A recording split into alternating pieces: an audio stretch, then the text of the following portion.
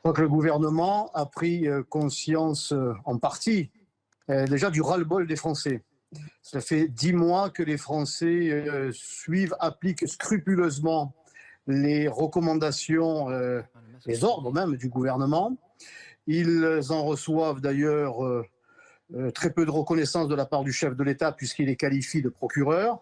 Donc un ras-le-bol qui est en train de se développer. Donc je crois que le gouvernement l'a quand même senti.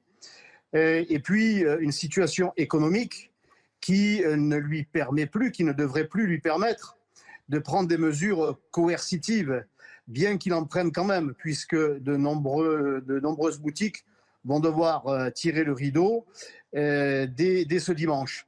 Et sans doute tireront-elles le rideau définitivement. Donc, ils ne pouvaient pas se permettre pour l'instant d'aller plus loin que ça, bien qu'en matière économique, c'est un danger supplémentaire qui est pris aujourd'hui. Le 29 janvier 2020, Marine Le Pen proposait cette mesure. Le ministre de la Santé, M. Véran, estimait que Marine Le Pen était dans le ragot. M. Raffarin, lui, le représentant des LR, nous qualifiait d'extrémistes. Et le président de la République lui-même faisait savoir que le virus n'avait pas de passeport. Bon, eh bien, 1 an plus tard, jour pour jour, il faut croire que ce virus ait trouvé un passeport et que le président l'ait identifié, l'ait contrôlé. Alors, c'est une mesure qui va effectivement dans le bon sens, que nous réclamions depuis longtemps, mais 1 an de perdu. 1 an de perdu par idéologie, par refus de regarder la réalité en face.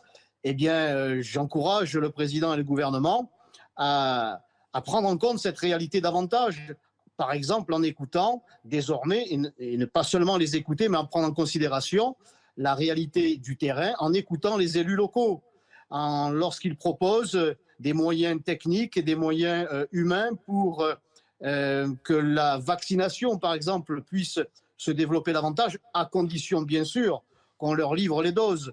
Donc, si le gouvernement prend en compte la réalité, tant mieux, même si la France n'est pas devenue un bunker. Les murs n'ont pas été construits et bon nombre d'étrangers vont quand même pouvoir venir en France. Je pense aux étudiants, je pense à ceux qui veulent venir se faire soigner en France. Je pense aussi à ces étrangers qui vont continuer à bénéficier du regroupement familial. Donc on est loin quand même de la fermeture totale des frontières.